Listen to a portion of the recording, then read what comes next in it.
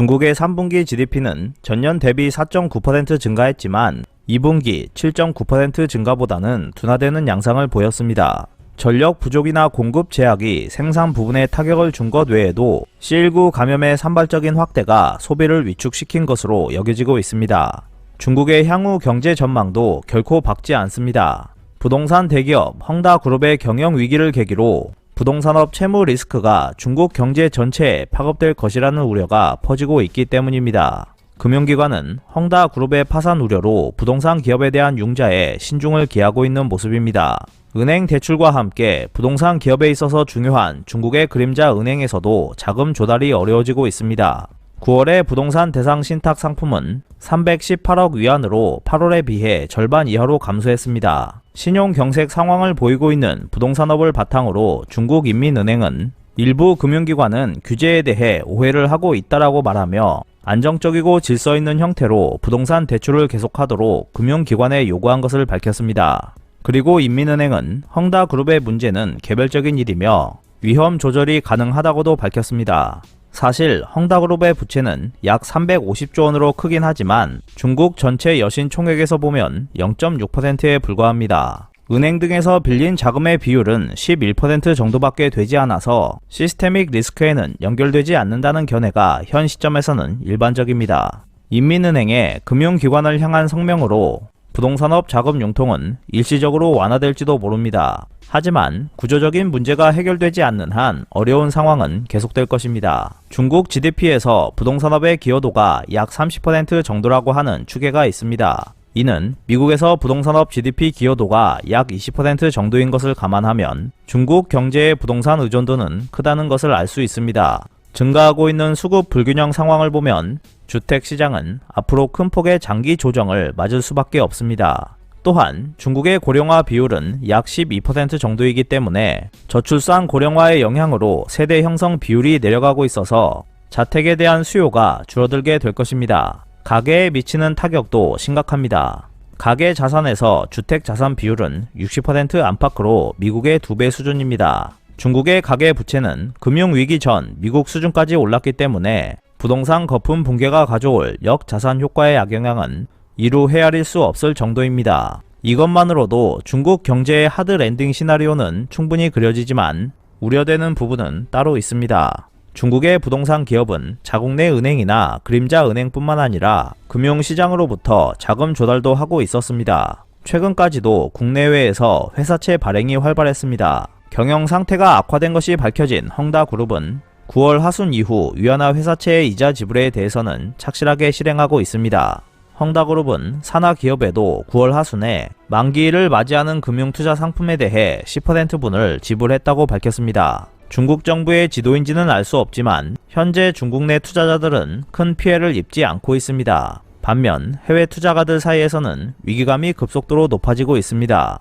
헝다그룹은 9월 하순 이후 미 달러 기준 회사채의 이자 지불을 3회에 걸쳐 보류했고 미 지급액은 합계 2억 7,900만 달러에 이르고 있었습니다. 최초 만기일이었던 9월 23일부터 30일 후인 10월 23일까지 이자 지불을 실행하지 않으면 디폴트로 인정하게 되어 있었습니다. 다행스럽게도 헝다그룹은 디폴트 시한이 임박한 시점에 달러채 이자를 상환했습니다. 중국 정부가 어떤 경로로 자금을 넣어줬는지는 확실하진 않지만 마음만 먹으면 달러채에도 영향을 줄 수 있다는 것을 암시해 주었습니다. 10월에 들어서면서 헝다그룹 이외에도 중국 부동산 기업이 발행하는 회사채 디폴트도 잇따르고 있습니다. 중국 부동산 기업 화양연홀딩스는 지난 10월 4일에 달러채를 상환하지 못해 신용평가 회사로부터 부분 디폴트를 인정받았습니다. 15일에는 홍콩에 상장된 상하이 지산 집단이 만기일에 도달한 달러채 2억 2,600만 달러의 원리금을 지불할 수 없었다고 공표했습니다. 부동산 에이전트 회사인 시닉홀딩스도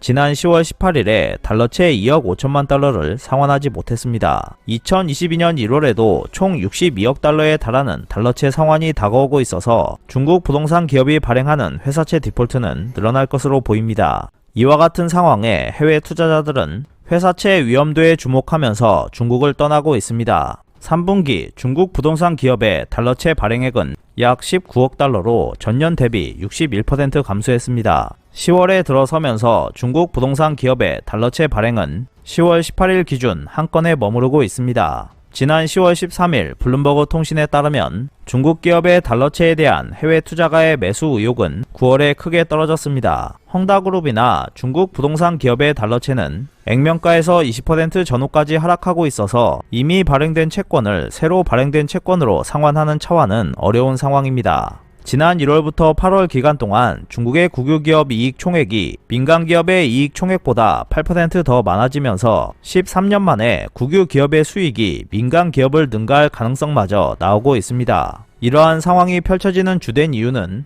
국유기업은 은행으로부터 저금리의 자금 조달이 용이한 데 반해 민간기업은 그 수단이 한정되어 있는 것에 있습니다. 민관 격차에 시달리는 중국의 민간기업들은 최근 회사채 발행 등으로 해외에서 달러 자금을 조달하고 있습니다. 예를 들어 중국의 인터넷 검색 대기업 바이두는 지난 8월 하순에 달러채를 발행해 10억 달러의 자금을 조달했습니다. 현재 중국 민간기업의 달러 자금 조달 총액은 1조 2천억 달러로 추산되고 있습니다. 1조 2천억 달러의 내역은 알 수 없지만 부동산업 이외에도 하이테크 기업의 대부분이 달러 자금을 성장 원천으로 활용해 왔을 것으로 추정되고 있습니다. 디지털 기술을 다루는 민간 하이테크 기업이 주도하는 중국의 뉴 이코노미는 최근 5년간 폭발적인 기세로 성장했습니다. 하이테크 산업이 중국 GDP에 기여하는 비율은 2016년에 20%였지만 현재는 40%까지 놀라운 수준으로 상승했습니다. 하지만 미중 간에 진행되고 있는 자금의 디커플링이 중국의 하이테크 기업을 압박하고 있습니다. 지난 8월 뉴욕 시장에서는 중국 기업의 신규 상장이 제로였습니다. 중국 정부가 7월에 중국 기업의 해외 상장 규제를 강화하는 한편 미국도 중국 기업의 추가 정보 게시를 요구하고 있는 것이 문제가 되었습니다. 중국의 태양광 패널 대기업인 징코솔라는 9월 중순에 시장 점유율이 세계 4위로 후퇴했다고 밝혔습니다. 기업이 상장된 미국 시장에서 중국계 기업에 대한 투자가의 평가가 엄격해지면서 사업 규모가 확대되지 못했기 때문이었습니다. 여기에 달러채 발행이라는 자금 조달마저 어려워지게 되면 중국의 민간 하이테크 기업들은 지금까지 경험하지 못한 어려움을 겪게 될 것입니다. 저출산 고령화가 진행되고 있는 중국에서도 기술 혁신에 따른 생산성 향상이 큰 과제로 떠오르고 있지만 헝다그룹을 비롯한 부동산 기업의 달러채 디폴트 러시가 민간 하이테크 기업까지 번질 수 있다는 우려는 커지고 있습니다. 구조 조정이 불가피해진 중국의 부동산업뿐만 아니라 하이테크 기업의 침체 위험이 부상하고 있는 것에도 좀 더 주의를 기울여야 할 것으로 보입니다. 오늘 준비한 소식은 여기까지입니다. 끝까지 시청해주셔서 감사합니다. 여러분의 좋아요와 구독은 영상 제작에 큰 힘이 됩니다. 앞으로도 피커TV에 많은 관심 부탁드리겠습니다. 오늘도 즐겁고 멋진 하루 보내세요. 다음 영상에서 뵙겠습니다.